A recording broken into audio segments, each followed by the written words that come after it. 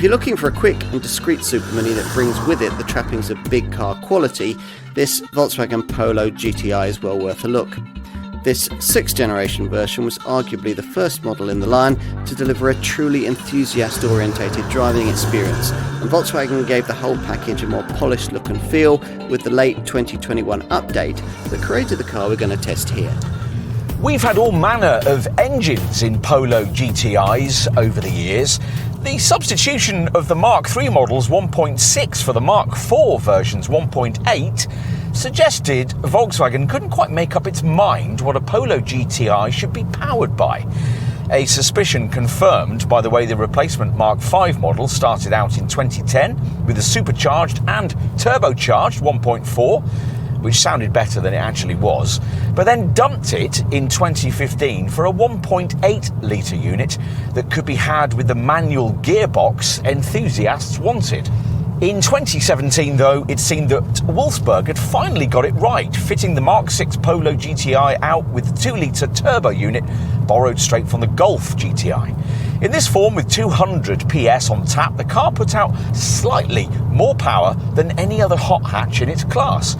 And it could be had, in theory, with a manual gearbox, though in the event, Volkswagen hardly imported any stick-shift models at all. And sales dwindled so much that the Polo GTI was actually deleted from the range for a short time until this facelifted version arrived in late 2021. No, it doesn't have the fiery temperament of its two arch rivals, the Ford Fiesta ST and the Hyundai i20N, but it's as fast as either of them and has much less of a boy racer feel. Apart from a slight increase in power to 207 PS, hardly any engineering changes were delivered as part of this update, but none were really needed. As with the pre-facelift model, power is delivered to the front wheels via a 6-speed dual-clutch DSG transmission. For our market, sadly, there's now no manual option. A rest to 62 miles an hour takes just 6.5 seconds on the way to 149 miles an hour. Other changes over the standard Polo include different front suspension knuckles, a stiffer torsion beam at the rear, revised suspension bushings, and different axle geometries and roll centres. It certainly all delivers a very focused hot hatch, though those who prefer a more playful chassis and more communicative steering might still prefer the Livewire Ford. The difference with this Volkswagen, though, is that, like generations of Golf GTIs, it has a dual personality, able to play the school-run Super Mini without an unwanted motorsport demeanour. But then, on the return leg home, with the drive mode and the suspension both set to sport, able to entertain almost as immersively as its more extrovert rivals. Even the engine switches from Jekyll to Hyde. It's all rather surprising.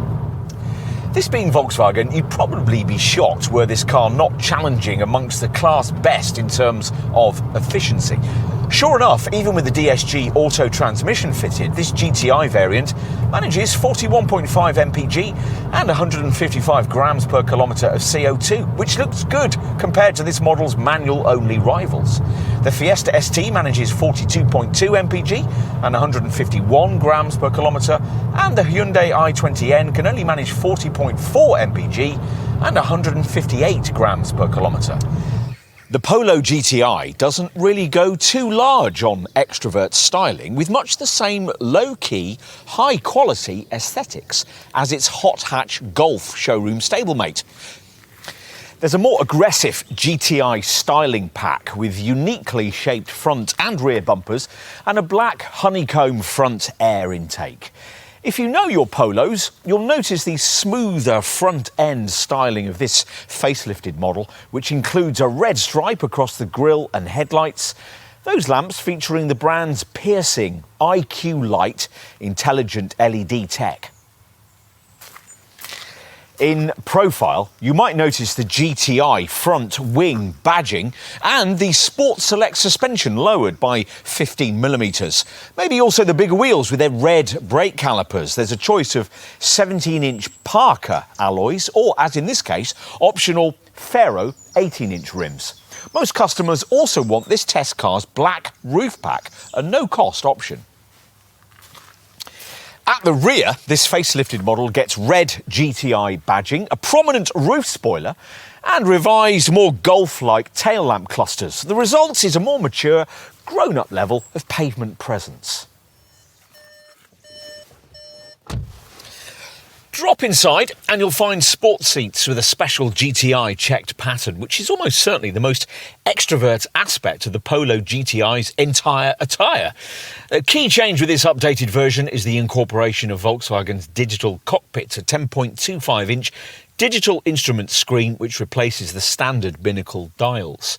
Soft touch plastics and subtle aluminium detailing are the order of the day, and the cabin is a little less austere than before. Volkswagen's even let its hair down a bit and standardised this rather extrovert King's Red glossy trim for the dash and front door panels. The other GTI additions are more subtle. Aluminium look pedals, black gloss instrument surrounds, red stitched carpet mats and a red stitch wheel all add a performance vibe.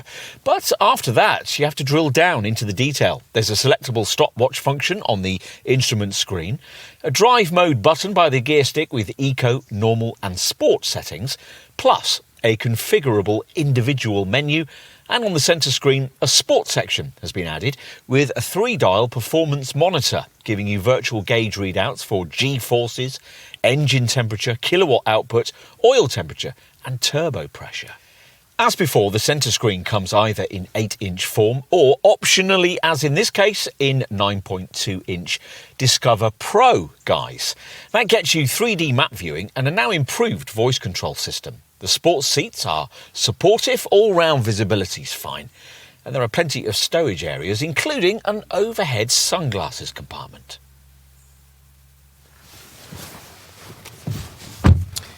In the rear, there's a small but significant increase in the room for head and legs that you get in either a Fiesta ST or a Hyundai i20N, but it's still only really roomy enough for two, thanks to this high centre transmission tunnel. Rear quarter lights help with an area ambience, and twin USB-C ports are provided. Out back, you get a practical 355-litre boot, though there's not much further space beneath the floor. Fold the 60-40 split backrest, and that increases to 1,125 litres. Until this 6th generation model arrived, the Volkswagen Polo GTI was a car that had never really been let off the leash for fear of cannibalising sales of the more profitable Golf GTI. It never quite learned to let its hair down. Now, you could argue that it still hasn't in this facelifted form. A car which you could buy and use quite sedately, never really knowing the fiery spirit that lurked within.